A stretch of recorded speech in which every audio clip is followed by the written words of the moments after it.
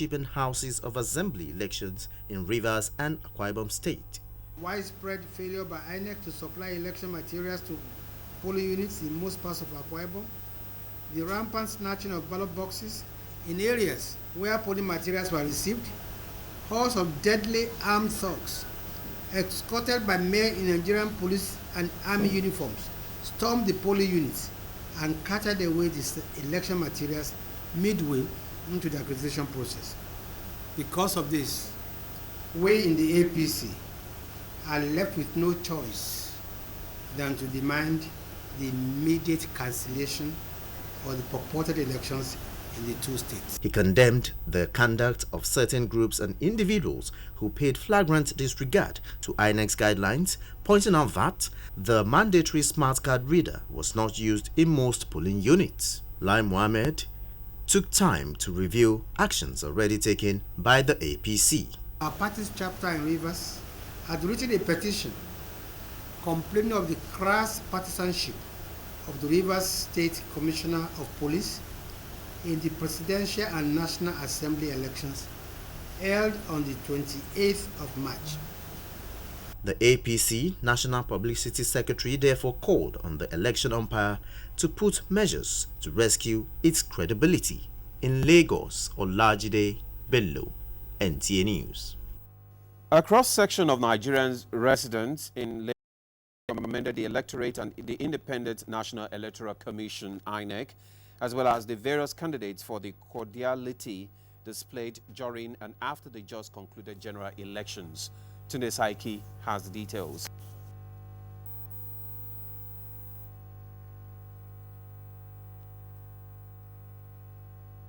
Following the successful hitch-free conduct of the general elections across the country, some Lagosians expressed delight that in spite of the apprehension in many quarters during the exercise, Nigerians were able to conduct themselves during the period with politicians exhibiting the spirit of sports.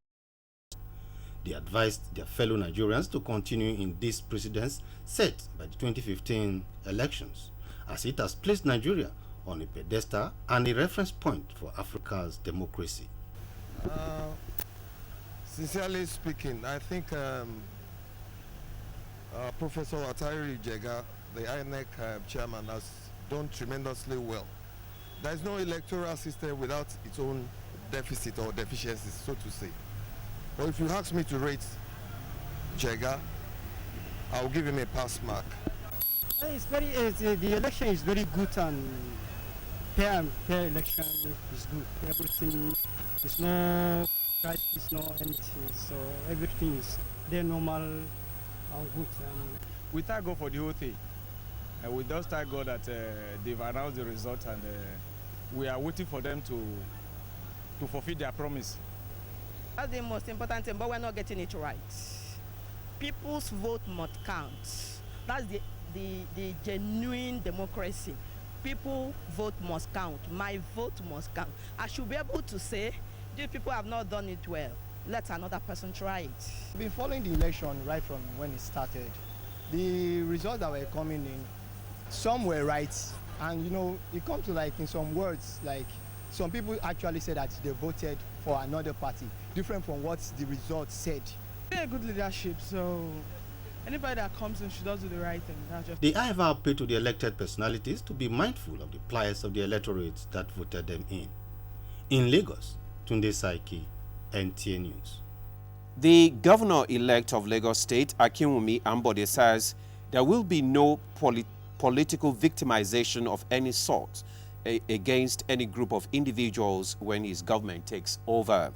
This was as the state governor, Babatunde Fashola, thanked residents of the state for electing his party's candidate as his successor. Justin Moses reports that it was jubilation galore at the party's secretariat and state house in Marina. Speaking at the party secretariat at Acme Road in Ogba, Mr. Ambode stressed that he would devote himself to the growth, development and prosperity of the state and not discriminate against anyone. He noted that there will be rapid development in the state with renewed collaboration between the federal and state governments. I've been declared the victor in this election, but this is no time for gloating or boasting. I am now to be the servant of this state in its entirety, not just for APC members, but for all Lagosians, no matter their political stripes, ethnicity, or religious affiliations. The state governor, Babatunde Fashola, noted that residents have chosen service delivery with their choice of Akinwumi Ambode, child the governor-elect, to stay connected to the people. People of Lagos have chosen service, competition, and choice over very banal patronage, if you wish to our nation. In that sense, I am happy that all of the hard work of the last 8 years has been vindicated. I am happy that the people of Lagos, with this mandate to Akinwumi Ambode, have connected with the choice and model of governance chose to pursue Lagos rapid, accelerated development, where everybody can be all that can be, where you don't need to know anybody before you get an opportunity to develop yourself. Akinwumi Ambode will be sworn in on the 29th of May as the 14th governor of Lagos State in Lagos. Jesuton Moses, NTA News. With the general elections over, the interest of Nigerians, including Lagosians, has shifted to the agenda set by the winners of the various political positions. Joy Ken Abapoya listened to their expectations and filed in this report. As the new leaders of the new dispensation make last-minute arrangements to take over governance and deliver on their mandate to the people, expectations of Lagos residents are high. Expectedly, incoming Lagos State Governor Akinwumi Ambode has quite a lot waiting on his plate. As their program is centered on change, so we the Lagosians want them to keep to their promise. Let the government not be a discriminatory one. Social amenities should be made priority, and the government that must come to power, whether at the national or at the state level, should not put on any ceremonial addresses. For others, the basic needs that border on education, health, transportation, and a friendly economic environment are all they require from Ambode to give him the title of the people's governor. The issue of metro line, which the present Lagos government has started, so the incoming government should try to, continue with the project and complete it. To come in with new innovations, especially in the area of transportation.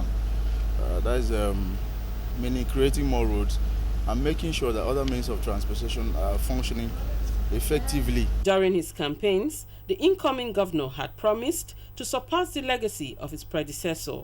Lagosians are waiting patiently to keep the score. In Lagos, Joy Ken Abapoya, NTA News. Yeah, to speak more on the issues arising from these elections, I have with me in the studio a lawyer and a public commentator, Mr. Giwamu. You're welcome to Panorama. Thank you, Demola. Yes, you've been part of these elections. What is your own impression of this election so far? Well, I think that first of all, we need to praise, because in Nigeria we usually don't sing people's praises until they're long gone. Yeah. I think we need to praise Professor Jega for everything that he has done. Okay. He is the first NEC chairman that, if he actually leaves as he says he's leaving, as we hear he wants to leave, he'll be the first NEC chairman to leave there with accolades. Okay. Every other chairman that has left with one form of controversy or the other. Okay. From Fedeco till the past chairman. So we must praise him. He has done a fantastic job. The international community has recognized the fact that now Nigeria has moved one step ahead in its democratic search. So we congratulate him, we thank him for everything that he's done. As far as Nigeria is concerned, what I'd like to see happen now, and I believe that the APC and General Buhari, the president-elect, will bring it in.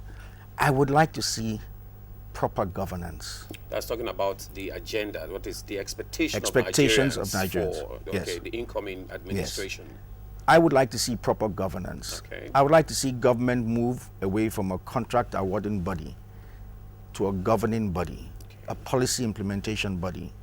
I'd like to see them focus more, and when I say proper governance, if you remember whilst we were growing up, simple little things that mattered in life, health inspectors that went around inspecting homes and public places, we don't have them anymore.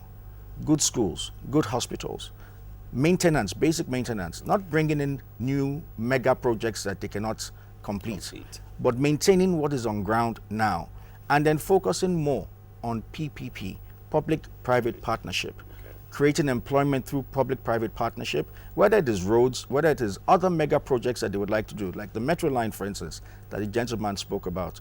I'd like to see government focus less on that and more on proper governance. There are certain states in Nigeria today where I have seen this happen. But that metro project is ongoing, so we can't advise government to abandon it. No, government should not abandon it, but government can invite the private sector into it if they haven't done that so far. Like I was saying, there's some states in Nigeria where you will witness proper governance. They don't have too much money, they're not spending a lot of money, but everything that they have, they put into the governance of a state. I was surprised, for instance, when I visited Enugu. The young man there, Chime, has done fantastically well. You move away from Enugu, go to Cross River State, where the little things like dustbins, street dustbins being collected 3 times a day, and people wonder why Calabar is so clean. Some local governments in Cross River State, for instance, 0 infant mortality in certain months. That's governance. Schools being renovated, that's governance. That, I think, is what the government should focus on now. And I think that if they do this and increase PPP, public-private partnership, Nigerians will benefit more from government. What about this issue of continuity? Because in this election, we found out that most of the sitting governments have been unseated, and we have new governments coming in. The problem we've had in this country has always been that of continuity. What would be your advice? Well, first of all, everything they have started so far is backed by one agreement or the other. These are legal documents. Yeah. So you have a standing agreement with various companies, whether they're the contractors, suppliers, or whatever.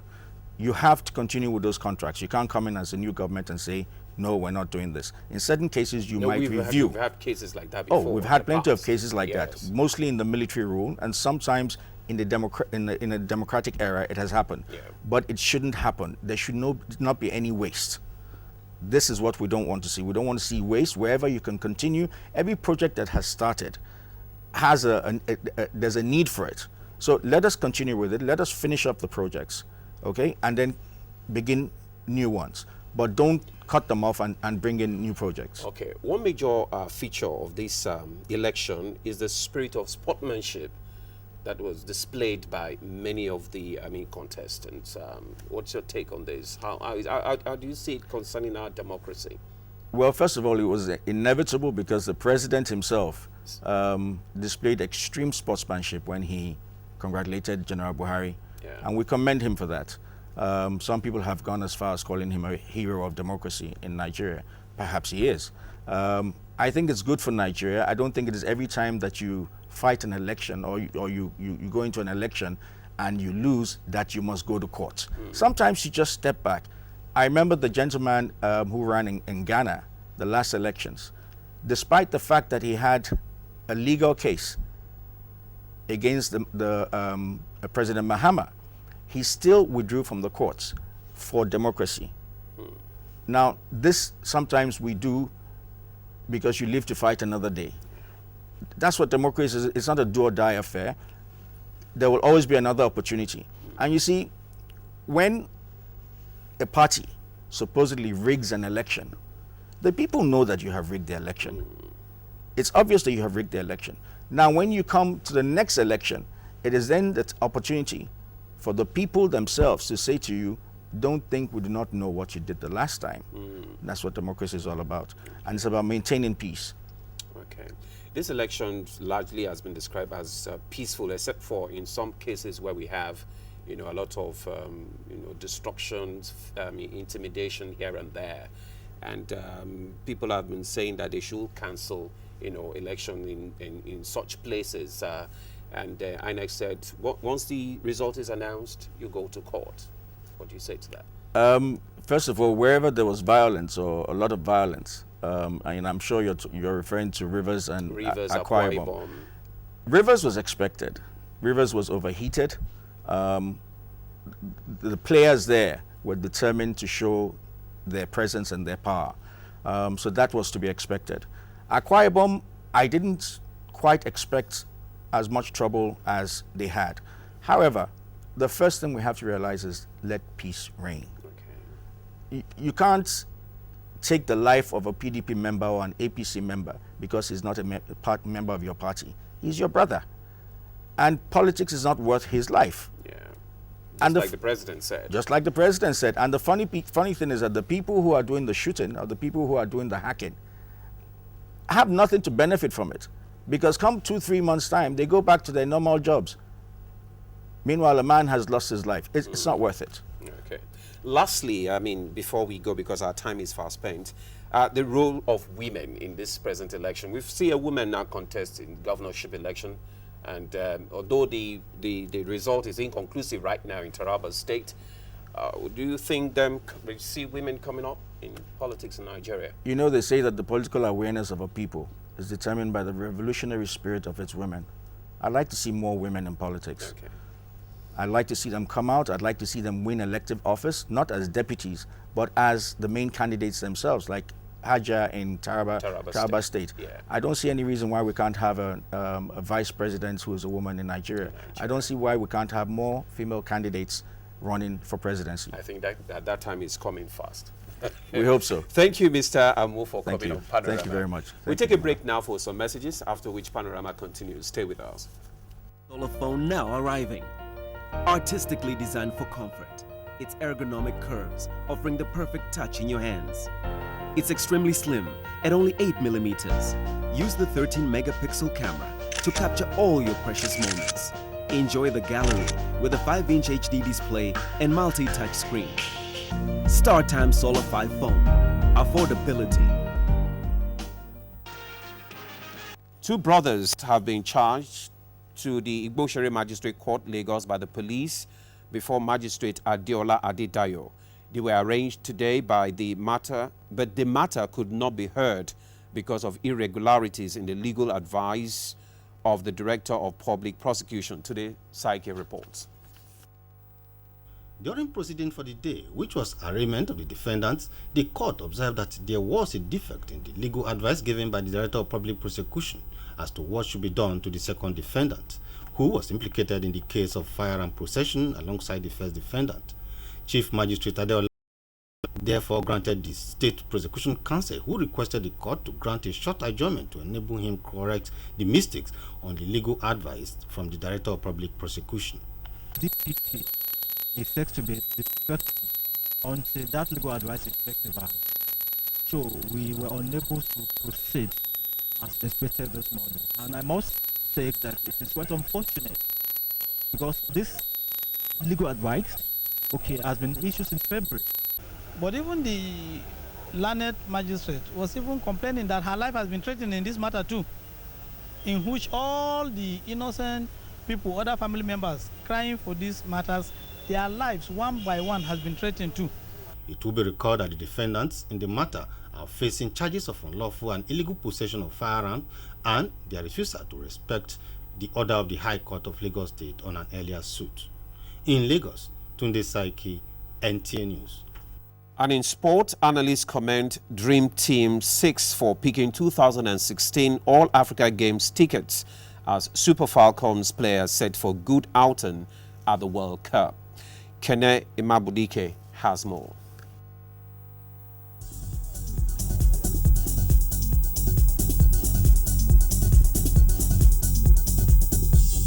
Nigerian Under-23 Dream Team on Sunday booked a ticket to represent the country in the football event of the 2015 All-Africa Games scheduled for September in Congo-Brazzaville. A brace by Flying Eagles invitee Taiwo Awoniyi ensured victory for Samson Siasia's team against Zambia in Lusaka. The victory has been described as a dream come true for the team, who drew 0-0 in Abuja a fortnight ago.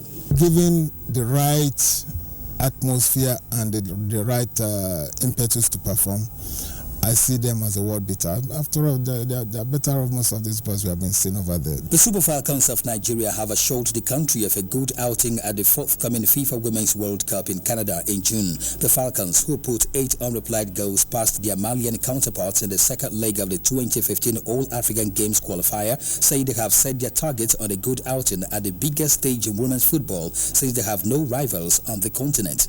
Winning Mali 7 or 8 is not the beginning.